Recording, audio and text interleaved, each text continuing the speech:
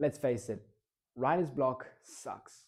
But I'm not entirely convinced that it's real because every time I've done these four things when sitting down to write a speech, I've, well, gotten ideas, things have flowed, and I've actually written the speech. And I've used that to help me write speeches that I've said in front of 2,000 people, win some standing ovations and some public speaking competitions. And let's just jump straight into things. With focus, there is a very important concept that I want to bring to your attention. And that is focus is not about adding concentration, but rather removing distraction. So if we can just remove, kill, exterminate, whatever, evokes a strong enough emotion in you to remember that word, remove, kill, exterminate, distraction, the enemy, we can win. Okay, if we this is the bad guy. If we can just eliminate his ass, we win. Okay, and these are all just different weapons we can use to eliminate him. Weapons of mass destruction, right? Weapons of mass distraction. So this is how we do it. When we write, step one, we're either writing on our phone, on a laptop, looking at a screen, our monitor, or we have our notepad with a pen and paper. Okay, what we want to do is we want to keep our eyes fixated on that screen, on that piece of paper, as much and as long as possible. And if we can just increase the amount of eye contact to paper, that is considered focus based on that definition, removing, killing, or exterminating distraction. And what I mean by that is when I'm writing, sitting down, looking at my computer, and things get challenging. I'm not getting the idea that comes to mind right away. I need to battle with the thought. I need to, what if that leads to that and that? But you know what I'm saying? I'm using some brain power to think a bit. Challenging, I know, right? And then a pretty girl walks by, or someone walks past, or there's a noise, or someone pulls a chair out in the library. You know what I'm saying? All these things are little distractions which I can look at, little stimulus I can, choose to react to. But what I need to be conscious of is of all these little distractions in my environment, all these little stimuli. Ignore them and just keep your eyes glued to the paper. Keep your eyes glued to the screen, to the laptop. That, by this definition, that is focus. And if we can change our environment, if we can study alone in our room, if we can write alone in our room, brainstorm alone in our room, we're in turn removing as many distractions because there's no people, there's no loud noises, there's no X and Y and Z. But then there might be other distractions like our phone, like our bed, like our cats or something. So it's all just about weighing the pros and cons, weighing distractions here, distractions there, ultimately trying to kill, remove, or exterminate as many distractions as we can. So a lot of the time I'm in the library where, yeah, there's still people walking by, but I can deal with those distractions a lot better as long as I just keep my eyes glued to the screen. And I have a pair of blue light blocking glasses in order to increase the amount of time I spend looking at the screen because my eyes don't get as strained anymore. I can do it in the evenings when the sun sets. It becomes a lot more manageable, not easy on the eyes. So you want to increase that time. Time on screen. Just keep looking at the screen. That is considered focus in my definition. Try to look at the screen as much as possible. When adjusting, you'll go, oh, yes, yes, yes. Even on little things, which might seem insignificant, but they make a world of differences. So when you adjust your glasses, or something, and you have to turn your head a little bit, keep your eyes fixed on the screen. When you have to scratch your head because I have headphones on, and you look there, don't look at other people. Close your eyes or just keep looking at the screen. Does that make sense? So I really do mean it. Always look at the screen or the piece of paper. Do not remove eye contact. Don't break the eye contact. Even if you're scratching your head, don't look there.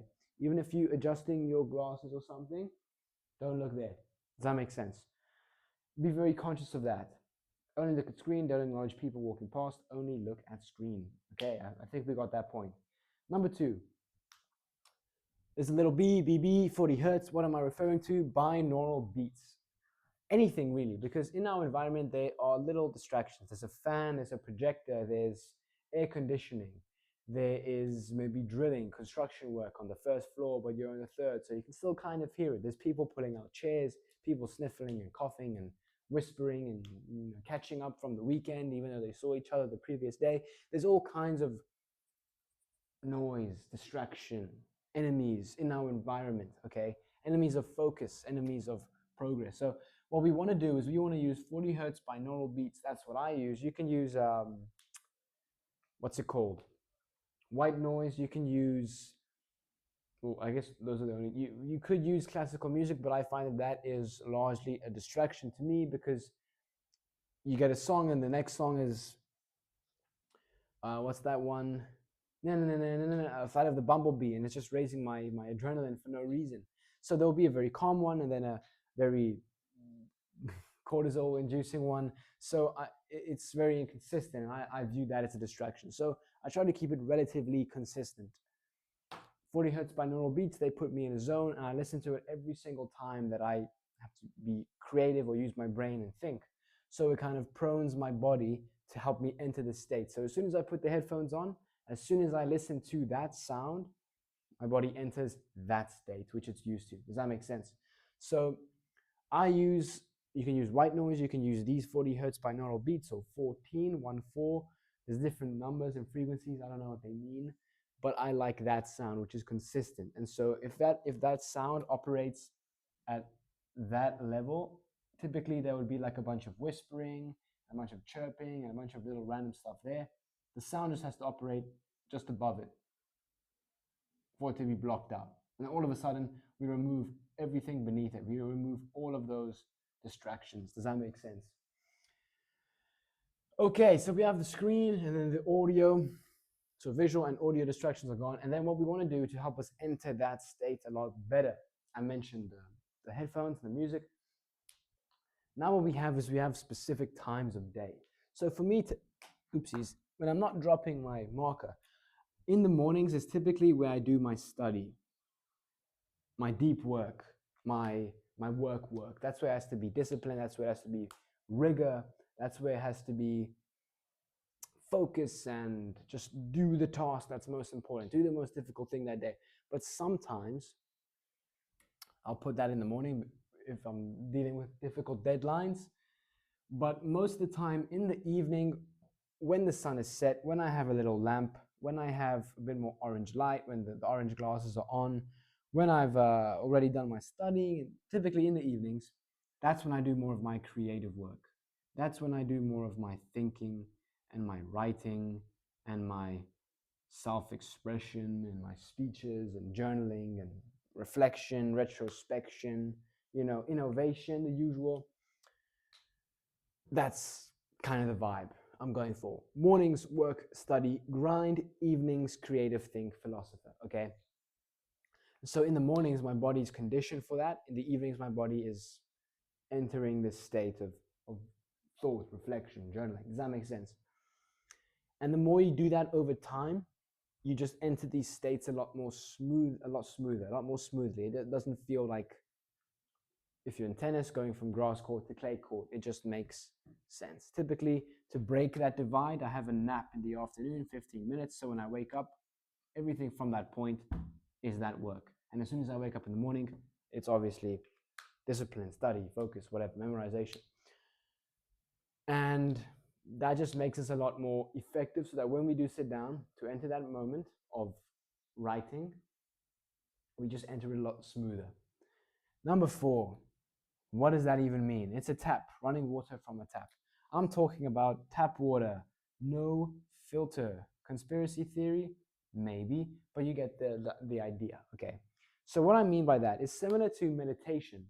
When you just sit there and you close your eyes and you breathe and you don't really think, thoughts still come to you naturally. Thoughts come and go. But what we want to do is we want to kind of dismiss the thoughts and just focus on the breath, okay? Just focus on one thing rather. And anything else that isn't that one thing, we just want to dismiss. And we're not very judgmental of the thought. We're not significant. We don't give it any value or weight or meaning. We kind of, okay, here's a thought about banana. Monkey like banana. Dismiss the thought though. Here's a thought about vines and swinging from trees. Monkey like swinging. Dismiss the thought though, okay? So that's what I'm getting at with this. when we sit down to write our speech, ideas do come, thoughts do come. But what we do is we often try and filter it out. We want the right banana. We want the right vine. We want the right tree to swing from. Does that make sense? But that is incorrect. That is wrong, because there's a concept, and that is, I don't even have to write it out. Your best idea is never your first idea. The first idea is never your best idea. And so no matter what you try and filter out, right? You don't want to write, I don't want to write that thought down because it kind of sucks. Just write it down, okay? Even if you try and play with it, filter it, refine it a bit, work with AI a bit, try and make the thought better, you will write it down. You will put a bunch of energy and effort and brain power into writing that thought down, okay? And you're going to think it's good. But at the end of, by the time you have your final speech, you're going to look at that thought and think, damn, that kind of sucked. It wasn't worth it. So in that moment, for that session where you want to go and think and write, and okay, I'm going to work on my speech now for 2 hours. Does that make that's what I'm talking about? We want to have no filter and not be judgmental, not selective, not critical of any of our ideas or thoughts that come to mind. Just write down whatever we have, because we know that our best idea is not first. Our best idea is never our first idea. So there's no point in just wasting brain power trying to put this in the right words, trying to see where it fits, trying to understand the game plan, but where's it gonna, how am I gonna pivot from that? No one knows yet. You don't even know yet. I don't know yet. So just write it out. Okay, don't waste any thought, any time. Just whatever comes to mind, write it down. Write it down. Write it down.